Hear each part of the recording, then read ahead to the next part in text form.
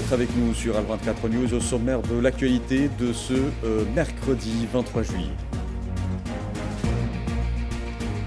Le président algérien Abdelmadjid Tebboune poursuit sa visite officielle en Italie, où il a notamment co-présidé avec la présidente du Conseil des ministres italien Giorgia Meloni les travaux de la 5e session du sommet intergouvernemental algéro-italien de haut niveau avant de tenir un point de presse commun. Énergie, sécurité et culture, l'Algérie et l'Italie renforcent leur coopération dans plusieurs secteurs, notamment à la faveur de la tenue du Forum d'affaires algéro-italien à Rome.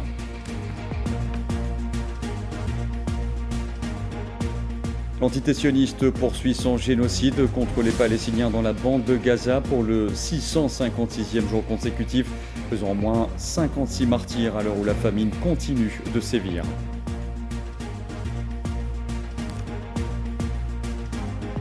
Des négociateurs russes et ukrainiens se rencontrent pour la 3e fois ce mercredi à Istanbul dans le cadre des négociations de paix entre les deux pays.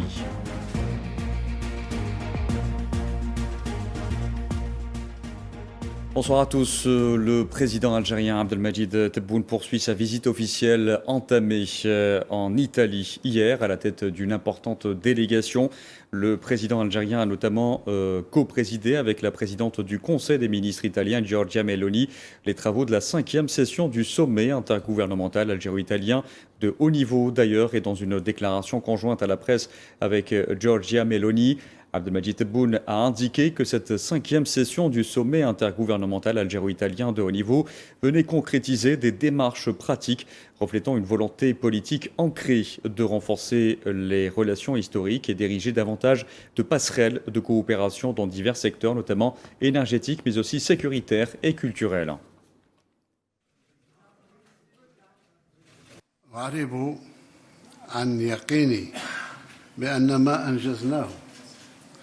في هذه القمة سواء تعلق الأمر بالاتفاقيات القطاعية الموقعة أو بنتائج ملتقى رجال الأعمال الجزائري الإيطالي.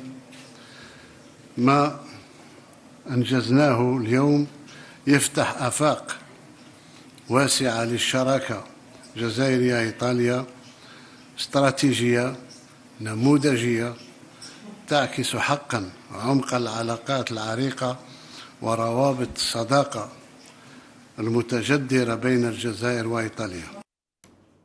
Le président algérien s'est par ailleurs dit convaincu que les résultats de ce sommet, aussi bien les accords sectoriels signés que les conclusions du Forum d'affaires algéro-italien ouvrent de larges perspectives de partenariat stratégique et exemplaire entre l'Algérie et l'Italie. بالإضافة إلى التأكيد الشراكة الموثوقة مع إيطاليا الصديقة وأوروبا في مجال الطاقة والطاقات المتجددة، وهو الأمر الذي تكرس اليوم فيه التوقيع عن العديد من الاتفاقيات ذات الطابع الأمني والاقتصادي والثقافي. Le président algérien Abdelmadjid Tebboune a par ailleurs appelé la communauté internationale à assumer ses responsabilités politiques et morales pour mettre fin au génocide et aux violations continues à l'encontre du peuple palestinien, tout en exprimant son inquiétude vis-à-vis de la situation générale au Moyen-Orient. Les entretiens ont également permis de procéder à un échange de vues sur la situation au Sahel.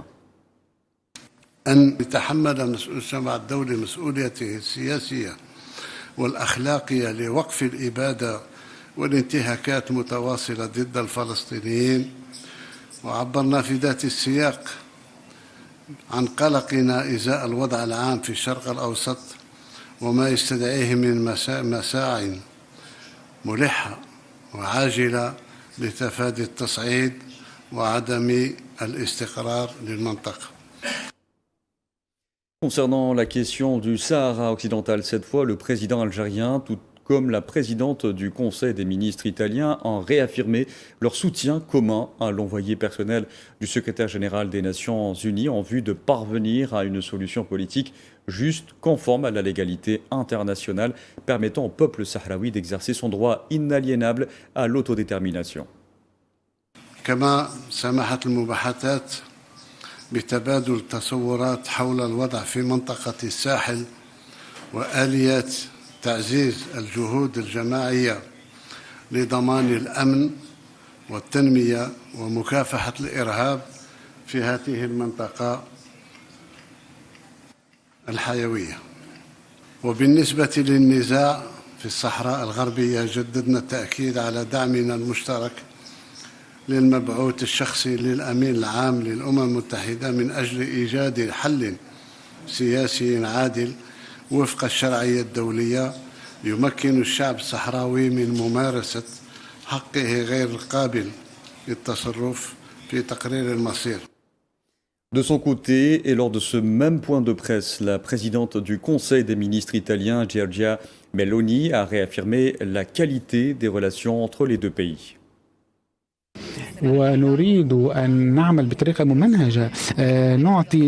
Nous souhaitons travailler de manière méthodique afin de faire de cette coopération un modèle dont toutes les parties puissent bénéficier. L'Italie et l'Algérie ont consolidé leurs relations dans les moments difficiles, témoignant ainsi d'une véritable amitié. L'Italie a soutenu le peuple algérien même avant son indépendance et durant des années noires du terrorisme, alors que l'Algérie n'a pas hésité à son tour à apporter son aide à l'Italie après le déclenchement de la guerre en Ukraine. Par ailleurs, Giorgia Meloni a salué les efforts de la diplomatie algérienne toujours en faveur des causes justes. Avec le président Tebboune, nous avons longuement échangé sur la politique étrangère. Il possède une vision claire et une grande compétence en la matière. Nous avons également abordé les questions de stabilité et de sécurité en Méditerranée. Tous ces sujets s'inscrivent dans le cadre des accords signés et des mémorandums d'entente portant sur le renforcement de la défense, la coordination dans la lutte contre le terrorisme, ainsi que la coopération en matière de lutte contre l'immigration clandestine.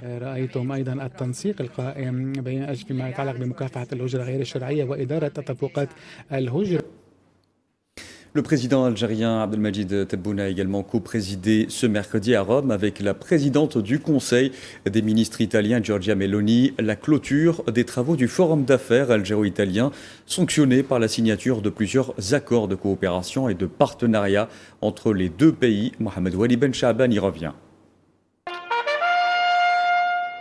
Les relations économiques entre l'Algérie et l'Italie franchissent un nouveau cap. Ce matin à Rome, le président algérien Abdelmadjid Tebboune et la présidente du Conseil des ministres italien Giorgia Meloni ont supervisé la signature de plusieurs accords de coopération lors du Forum d'affaires algéro-italien. Ces accords couvrent plusieurs secteurs clés. Parmi les accords signés figurent des protocoles dans les domaines de la production cinématographique, de l'agriculture et de la pêche, des télécommunications, de la lutte contre les incendies, ainsi que de la protection des personnes à mobilité réduite. Un mémorandum d'entente entre l'agence algérienne de promotion de l'investissement et son homologue italienne a également été conclu, ouvrant la voie à de nouvelles opportunités économiques. Cette dynamique confirme la profondeur du partenariat bilatéral, inscrit désormais dans la vision du plan Enrico Mattei pour l'Afrique. Sur le plan énergétique, un protocole stratégique a été paraphé entre Sonatrach et le groupe italien Eni, renforçant une coopération déjà exemplaire. L'Algérie assure actuellement près de 40% des besoins gaziers de l'Italie et de nouveaux projets sont en cours pour intensifier cette alliance. Le forum d'affaires s'est tenu dans une bonne ambiance, marquée par une forte participation d'hommes d'affaires des deux pays. Les échanges ont été portés sur l'identification de nouvelles opportunités d'investissement et le renforcement des partenariats économiques dans divers secteurs stratégiques. Ce rendez-vous vise à consolider une coopération mutuellement bénéfique en s'appuyant sur le potentiel économique complémentaire de l'Algérie et de l'Italie. Auparavant, le président algérien Abdelmadjid Tebboune a été reçu ce mercredi à Rome par la présidente du Conseil des ministres italien Giorgia Meloni. La cérémonie d'accueil s'est déroulée à la Villa Doria Pamfich, où le président algérien et la présidente du Conseil des ministres italiens ont écouté les hymnes nationaux des deux pays avant de passer en revue un détachement de la garde nationale républicaine italienne qui leur a rendu les honneurs.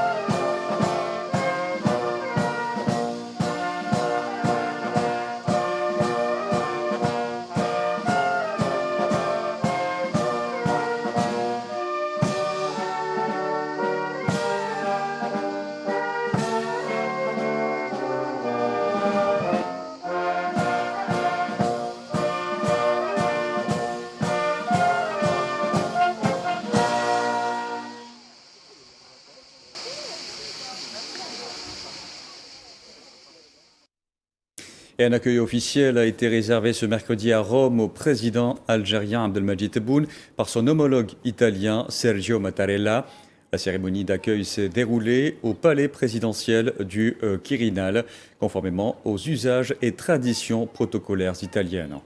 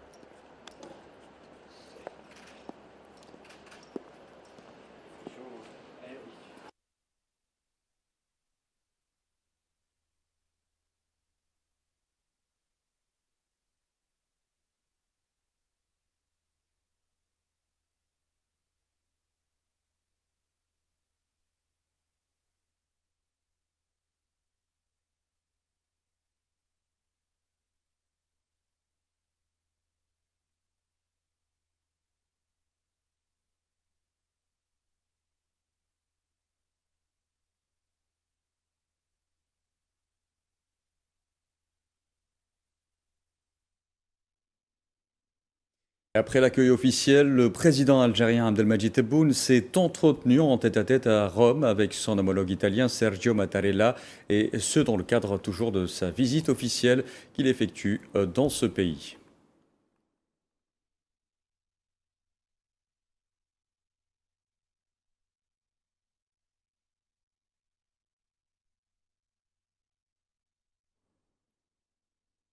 Les entretiens entre le président algérien Abdelmadjid Tebboune et son homologue italien Sergio Mattarella, tenus à Rome, ont par la suite été élargis aux membres des délégations des deux pays. Et à noter également que le président algérien Abdelmadjid Tebboune rendra visite demain au pape Léon XIV dans l'État de la Cité du Vatican.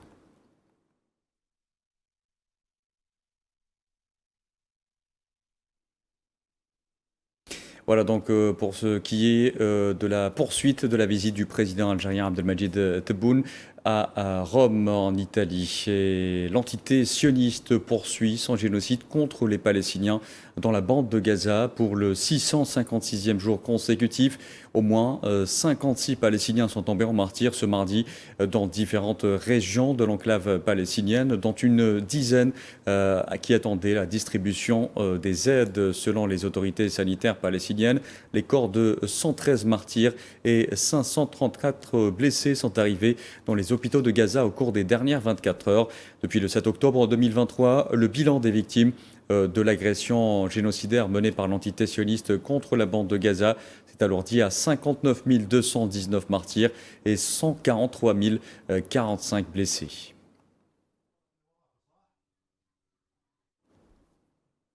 Et en pleine intensification des bombardements de l'entité sioniste, notamment à Deir el-Balah, nombre de déplacés démunis tentent de récupérer les quelques biens qui leur restent au milieu des chars et des colonnes de fumée.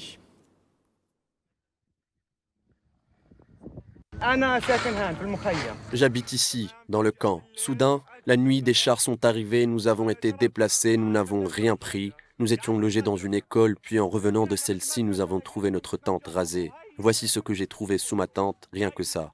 Voici ce que j'ai trouvé, pas de casserole, pas d'affaires, rien du tout. Même rien pour cuisiner ou préparer à manger, il n'y a rien. Regardez, ils nous bombardent. Dieu est mon seul recours et le meilleur pour gérer mes affaires. Nous sommes des citoyens, nous n'avons rien à voir avec quoi que ce soit. Dieu est mon seul recours et le meilleur pour gérer mes affaires. Nous faisions partie du groupe hébergé dans la maison d'hôtes de l'Organisation mondiale de la santé. Hier, après des heures de mort, nous avons affronté la mort et la terreur pendant 1 jour et demi. Nous sommes allés rassembler nos affaires éparses, essayant de continuer le strict minimum. La situation humanitaire à Gaza est sur le point de s'effondrer alors que la faim et la malnutrition se répandent sur toute l'enclave palestinienne. Médecins sans frontières et plus de 100 autres organisations ont appelé ce mercredi les gouvernements à agir, notamment en exigeant un cessez-le-feu immédiat et permanent et la levée de toutes les restrictions sur l'acheminement de l'aide humanitaire.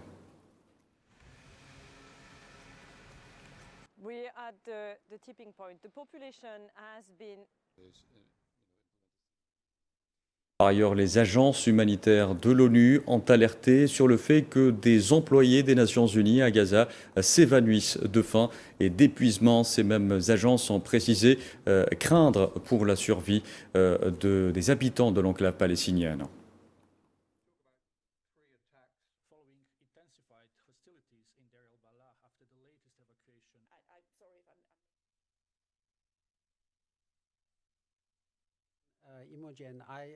Gaza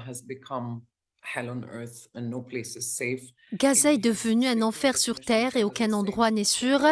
Les soignants, y compris les collègues de l'UNRWA à Gaza, ont également besoin de soins, médecins, infirmières, journalistes humanitaires, dont le personnel de l'UNRWA souffre de la faim. Nombre d'entre eux s'évanouissent de faim et d'épuisement alors qu'ils accomplissent leur travail, dénoncent les atrocités ou soulagent les souffrances.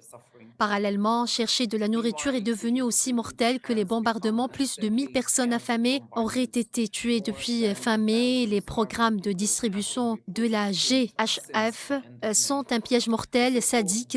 C'est une chasse à l'homme massive en toute impunité. Le commissaire général ajoute que cela ne peut pas devenir la nouvelle norme. L'aide humanitaire n'est pas l'affaire de mercenaires. L'ONU et ses partenaires humanitaires disposent de l'expertise et des ressources nécessaires pour fournir une aide digne de qualité. Gaza souffre d'une famine massive causée par l'entité sioniste en raison du blocage de l'aide humanitaire. Produits alimentaires, eau potable, médicaments, plus rien ne rentre dans l'enclave palestinienne. La population est littéralement livrée à elle-même. Safouane Ben Sabri. En l'espace de 24 heures, 93 Palestiniens sont tombés sous les balles pendant une distribution alimentaire, alors que 18 autres ont succombé à la famine. 2 façons de trouver la mort, voulues et infligées par l'occupation à la population civile, 2 crimes de guerre devenus quotidiens dans la bande de Gaza. Une guerre de la faim documentée et relayée par la presse du monde entier. Des scènes d'enfants pleurant pour leur vie, pleurant pour un plat de lentilles. Comme vous le savez, une famine massive signifie la famine d'une grande partie de la population. Une grande partie de la population de Gaza est affamée. Je ne vois pas comment on pourrait appeler cela autrement qu'une famine massive. Et c'est d'origine humaine. Et c'est très clair. Et c'est à cause du blocus. Le directeur général de l'OMS le rappelle, la famine à Gaza n'est pas inévitable, elle est d'origine humaine. C'est l'un des aspects les plus immoraux de l'occupation sioniste, l'affamation d'une population dans le but de la briser. Le plus grand risque est que les gens meurent de faim. On entend les mêmes rapports que vous sur les gens qui meurent de faim ou de malnutrition, et la situation ne fera qu'empirer. C'est donc de loin notre plus grande préoccupation et notre plus grand risque. Mourir de faim ou risquer la mort pour nourrir sa famille, c'est l'impossible choix auquel sont soumis les Gazaouis, dépendant d'un soi-disant système d'aide humanitaire qui s'est transformé en véritable machine de la mort. Au volet diplomatique, le président tunisien Kais Saied a vivement dénoncé la situation humanitaire catastrophique qui prévaut dans la bande de Gaza du fait du blocus sioniste, appelant la communauté internationale à agir et à prendre des décisions courageuses, et ce, en recevant au palais de Carthage le haut conseiller du président américain Donald Trump pour les affaires du Moyen-Orient, du monde arabe et de l'Afrique, Massaad Boulos.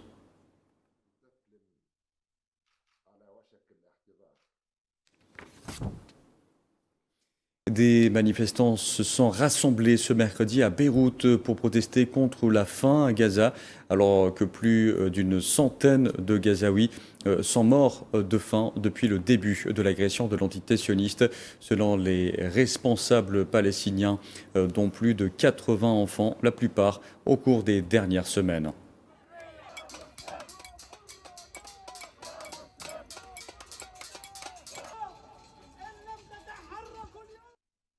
De nombreux manifestants se sont rassemblés également à New York, aux États-Unis, pour protester contre la crise humanitaire à Gaza et appeler à la fin des tactiques délibérées de famine, scandant des slogans tels que « Arrêtez d'affamer Gaza maintenant ». La foule brandissait des banderoles accusant l'entité sioniste de bloquer l'aide et condamnant le soutien américain aux opérations militaires à Gaza.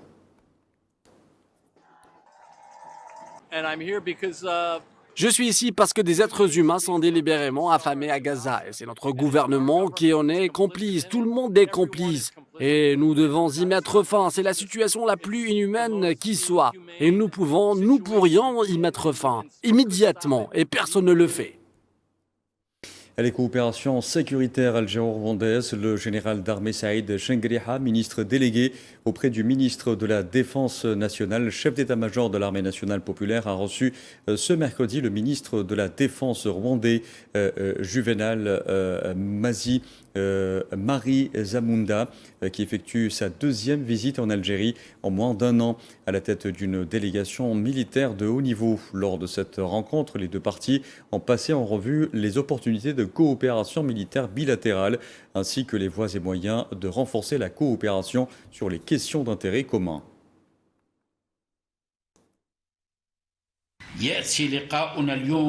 Notre rencontre d'aujourd'hui a été marquée par la signature d'un protocole d'accord intergouvernemental conjoint algéro-rwandais de coopération dans le domaine militaire, ce qui traduit la volonté des dirigeants des deux pays à promouvoir les relations bilatérales à un niveau d'exemplarité. Toujours dans l'actualité africaine, un total de 1307 nouveaux cas de choléra, dont 18 décès ont été signalés au Soudan la semaine dernière, selon le ministère soudanais de la Santé, et ce dans 35 localités à travers 12 États. La localité de Tawila, dans l'État du Darfour Nord, a enregistré le plus grand nombre d'infections avec 519 cas. La Gambie a sonné l'alerte contre le Mpox après avoir enregistré un cas d'infection du virus et sur son territoire, selon les autorités, au moment où plusieurs pays d'Afrique de l'Ouest connaissent une flambée de cas. Le Mpox causé par un virus de la même famille que celui de la variole se manifeste principalement par une forte fièvre et l'apparition de lésions cutanées. Et des négociations russes et ukrainiennes se rencontrent pour la troisième fois ce mercredi à Istanbul, plus de 7 semaines après leur précédente discussion. Les chefs des délégations russes et ukrainiennes, Vladimir Medinsky et Roustem Umerov, ont entamé ces pourparlers donc en tête-à-tête dans le cadre des négociations de paix entre les deux pays, des discussions qui pourraient déboucher sur un éventuel cessez-le-feu. Voilà, et on arrive à la fin de ce journal. Merci à vous d'avoir suivi. Et dans un instant, vous retrouverez Leïla Gertal pour l'échiquier. Excellente soirée à tous.